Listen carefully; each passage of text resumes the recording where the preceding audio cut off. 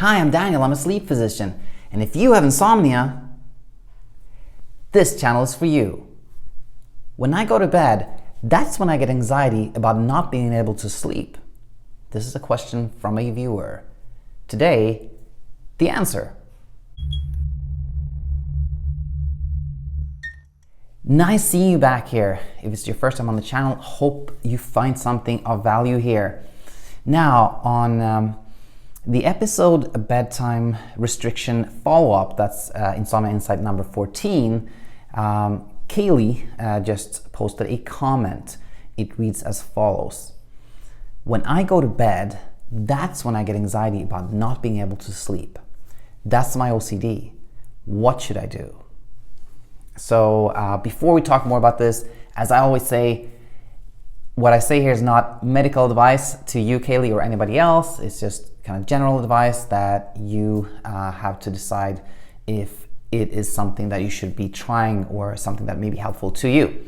That being said, what you're describing here, Kaylee, is something that's very, very common. Many of my patients describe that when they're when it's evening time, they feel pretty tired, even sleepy, but as soon as they are about to go to bed, or when they go to bed, they feel very alert. Another thing that is common is somebody describing, as soon as my head hits the pillow, I feel really awake, or I fall asleep and then I'm jolted awake very suddenly, and I'm kind of wide awake when I wake up at that time, and I have a hard time falling back asleep again. Those are all signs of what's called hyperarousal. It's this kind of mental state of heightened alertness, almost always triggered by stress or anxiety, or sometimes even kind of just excitement about something can cause us to become hyper aroused, and that can definitely cause us to have a hard time sleeping in general, but also waking up feeling wide awake, or just kind of when your head hits the pillow, you feel really, really alert. But another thing that may more specifically explain what you're describing here, Kaylee, is the association of the bed with insomnia. So for most people, they associate the bed with being a safe and comfortable place where they sleep, or they have kind of don't even think about themselves having a particular association with the bed. But after time with insomnia, you start thinking of the bed in the bedroom as a place where you can't sleep, where you're frustrated, where you toss and turn, and then cues that are normally soothing, let's say you turn off the lights or you brush your teeth, those are cues that normally signal that it's time to go to bed, and then they kind of calm you down and make you ready to sleep. They can become reversed. So when you turn off the lights, you brush your teeth, you become anxious, what's going to happen? Am I going to be up all night? I'm going to feel, I'm going to be able to sleep at all, etc. And then when you actually go to bed, you're hyper alert, So that, and that's kind of the problem described there.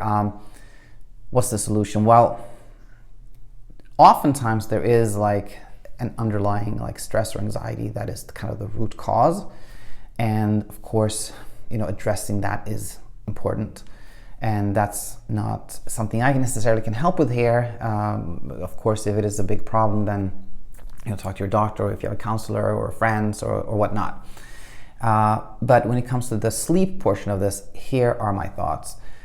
One thing that is good, I think in general for anxiety, but for sleep-related anxiety in particular, is journaling. And what does that mean? Well, it is quite simple. You set off time in the evening, let's say at 6:30 or 7 or 7:30, something like that. At least an hour or an hour and a half or 2 hours, something like that, before you actually go to bed. But you set off, let's say, 30 minutes. That is your designated time to worry, and you write down all the things that you're stressed about. Somehow, transferring those worries from your mind onto paper can take away some of its power to stress you. When you see it written down on paper, it's more concrete, and that can be really helpful. And then what also can be helpful is looking back, a couple of weeks later looking back at what you wrote and finding that, that actually resolved, that's not an issue anymore.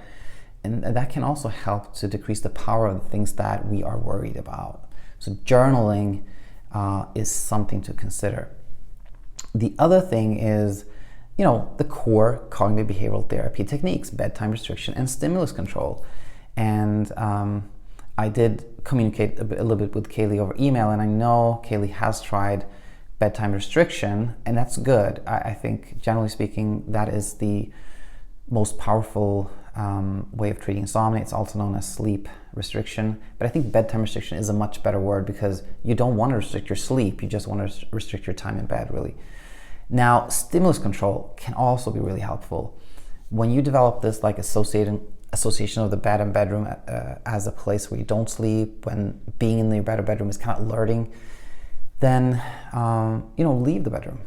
So if you go to bed, you haven't fallen asleep in what feels like 15 to 20 minutes without looking at a clock, then leave the bedroom and do something that's not too alerting, but not too boring either. It's like kind of distracts you from what you're worried about, but not too stimulating.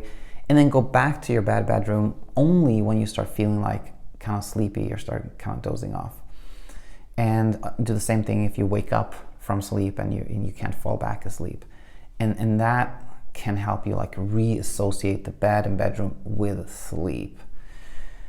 Hope this was helpful. And as always, for you, Kaylee, anybody else watching this, any questions, problems, concerns, leave a comment.